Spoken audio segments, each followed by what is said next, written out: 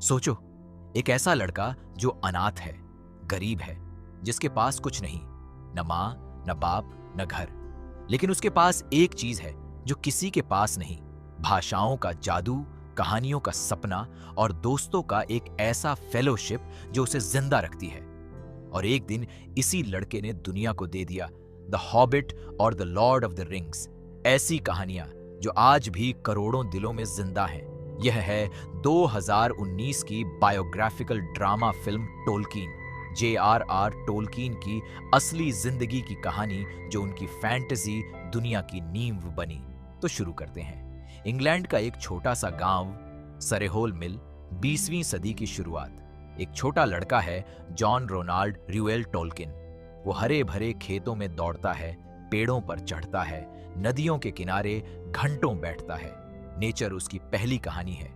उसकी माँ माइबेल लॉरा डोनली ने निभाया, एक एक्स्ट्रा ऑर्डिनरी महिला है। वो रात को फायरप्लेस के सामने बैठकर रोनाल्ड और उसके छोटे भाई हिलरी को ड्रैगन, नाइट्स और गोल्ड की कहानियां सुनाती है। उसकी स्टोरी टेलिंग इतनी विविड है कि रोनाल्ड लिटरली उन दुनियाओं को देखने लगता है। माँ की हर कहानी में एक जादू था। वो सिर्फ एंटरटेनमेंट नहीं थी, वो एक पूरी मिथोलॉजी थी। लेकिन फैमिली को बर्मिंघम शहर में शिफ्ट होना पड़ता है। फादर फ्रांसिस कॉलम मीनी ने निभाया कि मदद से फिनेंशियल हार्डशिप्स के कारण सारे होल मिल का वो पैराडाइज छूट जाता है। शहर में आकर रोनाल्ड को घुटन होती है। कंक्रीट की दीवारें, तंग गलियां, कोई मेडो नहीं। यह लॉस उसके मन में गहरी जगह बना लेती है। एक ऐसी जगह की तड़प जो बाद में द शायर बनेगी। एक ऐसी दुनिया जहां हॉबिट अपने आरामदेह घरों में रहते हैं। फिर एक और तबाही। माँ माइबेल बीमार पड़ जाती है।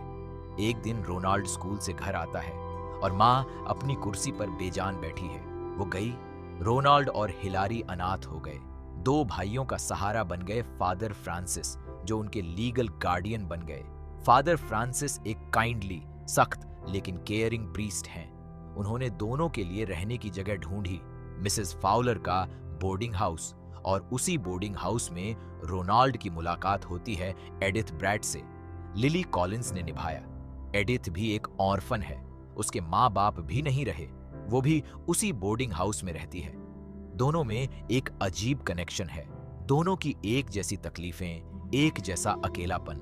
एडिथ पियानो बजाती है, लिटरेचर पसंद करती है। रोनाल्ड उसकी बातों में एक दुनिया देखता है। दोनों में दोस्ती पहले हुई, फिर प्यार। बर्मिंघम के स्कूल में रोनाल्ड का शुरुआती वक्त मुश्किल था। एक राइवल था, रॉबर्ट गिल्सन। रॉबर्ट हेडमास्टर का बेटा था और खुद भी बड़ा टैलेंटेड था।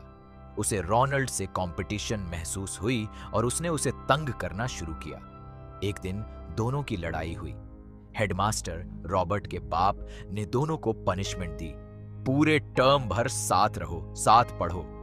शुरू में दोनों को यह जबरदस्ती नफरत की, लेकिन फेट की बात, इस पनिशमेंट ने उन्हें बेस्ट फ्रेंड्स बना दिया। रॉबर्ट ने खुद माना, तुम्हारी इंटेलिजेंस ने मुझे थ्रेट फील कराई, मेरी गलती थी। इसी स्कूल में दो और लड़के थे जो रोनाल्ड के लाइफ का हिस्सा बने। Christopher Wiseman Tom Glenn Carney ने निभाया। एक म्यूजिक जीनियस था, कई पीसेस पब्लिश हो चुके थे। और जफरी बाच स्मिथ एंथनी बॉयल ने निभाया, एक पैशनेट पोएट। ये चारों, रोनाल्ड, रॉबर्ट, क्रिस्टोफर और जियोफ्री, एक फेलोशिप बन गए। उन्होंने एक नाम दिया खुद को, TCBS, यानी T club and Barrovian society. Barrovian stores में छुपकर टी पीना और वहां बड़े बड़े सपनों की बातें करना उनकी आदत बन गई। वो आपस में आर्ट, लिटरेचर, म्यूजिक और मिथोलॉजी के बारे में आवर्स बात करते। उनका ड्रीम था, वो दुनिया को बदल देंगे अपनी क्रिएटिविटी से। TCBS का वो फेलोशिप, वो ब्रदरहुड, रोनाल्ड के लिए उतना ही सेक्रेड था जितना the Lord of the rings में फ्रोडो का फेलोशिप। ये कोई कोइंसिडेंस नहीं, ये वो रियल लोग थे जिनसे उन्होंने फेलोशिप ऑफ द रिंग की आइडिया ली। उनकी दोस्ती में वो ट्रस्ट था, वो लॉयल्टी थी जो बाद में एरागॉर्न, गंडाल्फ, लेगोलास की दोस्ती में जिंदा हुई। रोनाल्ड लैंग्वेजेस से ऑब्सेस्ड था। वो पढ़ता था, नई लैंग्वेजेस सीखता था और अपनी खुद की एक लैंग्वेज भी इन्वेंट कर रहा था, एल्विश की पहली नींव। उसने एक बात डिस्कवर की जो एडिथ से शेयर की, सेलर डोर। ये दो इंग्लिश वर्ड्स हैं जो सुनने में इतने ब्यूटीफुल हैं कि उनके मीनिंग से अलग भी इन्हें सुनना अच्छा लगता है। इस पर एडिथ ने एक काउंटर आर्ग्यूमेंट दिया, ब्यूटी सिर्फ साउंड में नहीं होती, जो चीज रिप्रेजेंट करती है वो उसमें होती है। यह फिलोसॉफिकल कन्वर्सेशन रोनाल्ड के मन में गहरी उतरी और इसी से उनकी लैंग्वेजेस का फिलॉसफी बना। एडिथ और रोनाल्ड का रिश्ता गहरा होता जा रहा था, लेकिन फादर फ्रांसिस को पता चला।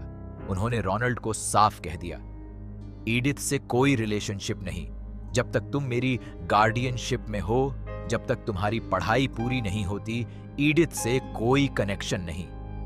फादर फ्रांसिस का कहना था कि एडिथ रोनाल्ड की ग्रेड्स पर असर डाल रही है और उनका फ्यूचर दांव पर है। रोनाल्ड टूट गया। उसने एडिथ से कहा, जब मैं 21 का हो जाऊंगा तब हम साथ होंगे। एडिथ ने वेट करने की कोशिश की, लेकिन वो मिसेस फाउलर के घर में एक प्रिजनर जैसी थी, कोई फ्रीडम नहीं। एडिथ को किसी और ने प्रपोज किया, उसने हां कह दी।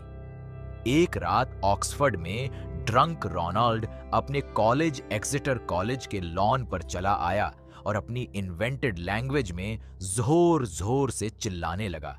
विंडोज खुली, प्रोफेसर्स ने झांका, सब चौंक गए। जफरी ने उसे थाम लिया। रोनाल्ड रोते हुए बोला, एडिथ एंगेज्ड हो गई। यह मोमेंट उनके लिए सबसे डार्क था। उधर ऑक्सफोर्ड में रोनाल्ड प्रोफेसर जोसेफ राइट से मिले। डेरेक जैकोबी ने निभाया, एक एक्सेंट्रिक फिलॉलजी प्रोफेसर।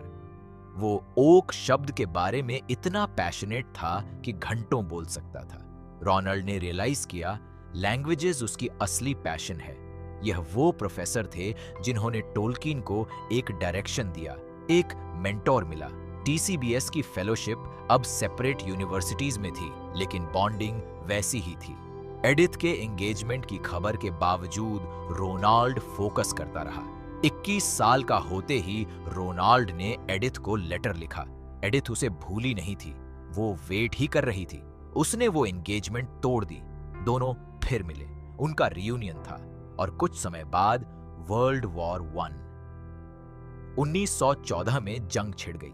रोनाल्ड और उसके सारे टीसीबीएस दोस्तों को एनलिस्ट होना पड़ा। Robert Gilson, Christopher Wiseman, Jeffrey Smith सब फ्रंट पर गए। रोनाल्ड को पहले ऑक्सफोर्ड में डिले मिली क्योंकि वो ऑक्सफोर्ड से ग्रेजुएट करना चाहता था, लेकिन जंग ने हर प्लान बदल दिया। फिल्म की टाइमलाइन नॉन लीनियर है। हम 1916 की बैटल ऑफ द सम में देखते हैं एक बीमार, फीवर्ड रोनाल्ड को जो खाइयों में अपने दोस्त जफरी को ढूंढ रहा है। ट्रेंच फीवर उसे जकड़े हुए है। उसका सोल्जर साथी सैम, हाँ सैम, उसे सपोर्ट कर रहा है। रोनाल्ड के फीवर की हालत में वो विजन्स देख रहा है। जर्मन फ्लेमथ्रोअर्स से निकलती आग में उसे एक ड्रैगन दिख रहा है। हवा में उठते धुएं में एक डार्क फिगर दिखती है जो सौरॉन जैसा है।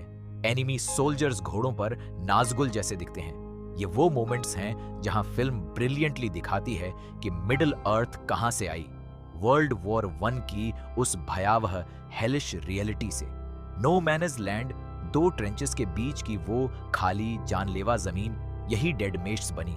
वो रावण जो तबाही करता था वही सोरोन बना। बैटल ऑफ द सोम की खाइयों में रोनाल्ड फीवर्ड था, बीमार था, लेकिन एक ही चीज थी जो उसे चलाए जा रही थी, जफरी को ढूंढना। जफरी स्मिथ उसका दोस्त था, उसका ब्रदर था। फिल्म के अंत में जफरी और रॉबर्ट गिल्सन की मौत की खबर आती है। बाएं 1918। रोनाल्ड के टीसीबीएस के लगभग सभी दोस्त मर चुके थे। उनका फेलोशिप टूट गया, जंग ने छीन लिया। रोनाल्ड सरवाइव किया।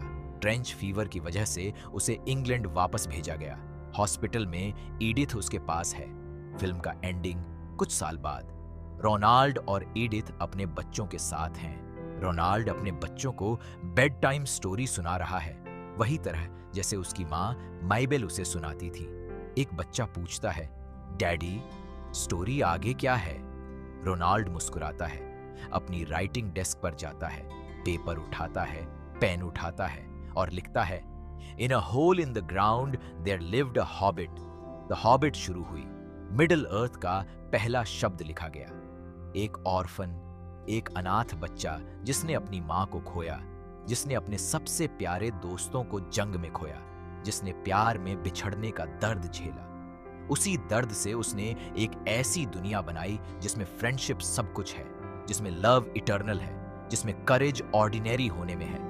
तो शायर सारे होल मिल की वो हरी भरी मेमोरीज, फेलोशिप, टीसीबीएस के वो 4 दोस्त, सैम वो रियल सोल्जर जो जंग में रोनाल्ड का साथी था, सौरॉन वर्ल्ड वॉर 1 की वो डार्कनेस जो सब कुछ निगलती थी, ड्रैगन फ्लेम थ्रोवर्स की वो आग जो ट्रेंचेस में हर तरफ थी, ल्यूथियन एडिथ ब्रैड टोल्किन की पत्नी, टोल्किन की इंस्पिरेशन।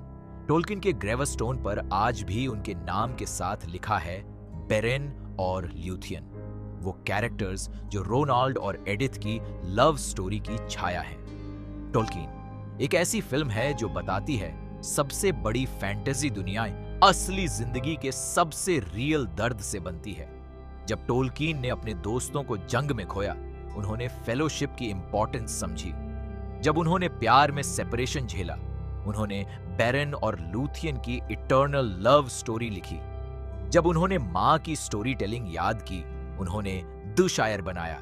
हर लॉस, हर दर्द, हर मेमोरी एक चैप्टर बन गई उस बुक में जिसे दुनिया ने the Lord of the rings कहा।